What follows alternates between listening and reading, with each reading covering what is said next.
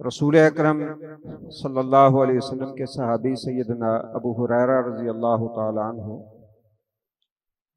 वो बयान करते हैं कि रसूल अकरम सल्लल्लाहु अलैहि वसल्लम ने फरमाया कि अल्लाह ताला मेरी सारी उम्मत को माफ़ कर देगा, लेकिन मुजाहिरीन को माफ़ नहीं करेगा। और फिर रसूल अकरम सल्लल्लाहु अलैहि वसल्लम ने मुजाहिर की एक सूरत वाज़े फरमाई। मुजाहिर असल में कहते हैं कि एलानिया अल्लाह रब्बुल इज़्ज़त की नाफरमानी करने वाला और अल्लाह की बगावत करने वाला। फरमाया से मुजाहरत की और बगावत की एक सूरत ये है कि कोई बंदा रात की तारीकी में अल्लाह की नाफरमानी करता है, मालिक कायनात उसके ऐबों पे पर्दे डालता है और वो सुबह उठ के अपने गुनाह की तशहीर करता है, उस पे फख्र करता है। ऐसा इंसान अल्लाह रब्बुल इज़्ज़त उसे कभी भी माफ नहीं करेगा।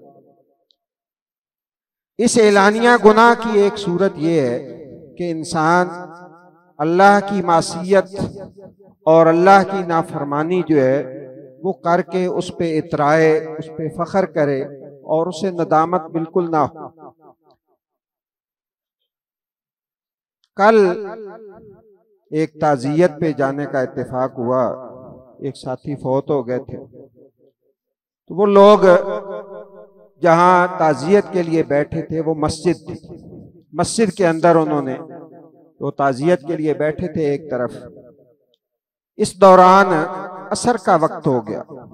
आप जानते हैं कि असर की नमाज के बारे में रसूलुल्लाह सल्लल्लाहु अलैहि वसल्लम का यह फरमान है कि मन तरका सलात अल अस्र फक़द हबित अमलुहु, कि जो बंदा असर की नमाज छोड़ देता है अल्लाह ताला उसके अमल बर्बाद कर देता है।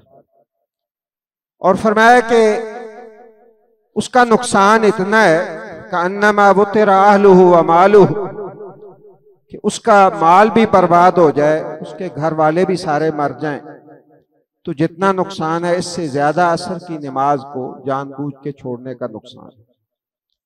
हज़रात, जो बात मैं आपके साथ शेयर करने लगा हूं, यकीनन ये निहायत अफसोसनाक भी है और मुजाहरत की, एलानिया गुनाह की ये एक सूरत भी है कि इंसान अल्लाह रब्बुल इज़्ज़त की नाफरमानी में इतना भी दिलेर हो जाता है और इतना भी जरी हो जाता है कि वो अल्लाह के घर में मौजूद हो और उसे नमाज की परवाह ना हो। मैं अगर मुबालगा नहीं कर रहा तो मेरा ख्याल है 20 से 25 लोग वहां ऐसे बैठे रहे जो ये भी नहीं कि कहीं दूर से आए मुसाफिर, उन्होंने पहले नमाज पढ़ी हो, ऐसा भी नहीं है।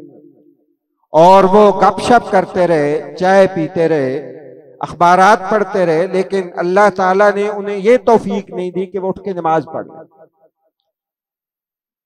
यानी मुझे सच्ची बात है, इस बात पे बड़ी तकलीफ भी हुई और मैं सोचने लगा कि हम अल्लाह रब्बुल इज़्ज़त की नाफरमानी में कितने दिलेर हो गए कि हम एक मैयत की ताज़ियत के लिए आए हैं और मौत नसीहत है। खुद रसूल अकरम सल्लल्लाहु अलैहि वसल्लम ने फरमाया कि कब्रिस्तान जो है वो जाया करो, फ़इन्नहा तुज़क्किरुकुमुल आखिरा, उससे तुम्हें आखिरत की याद आती है।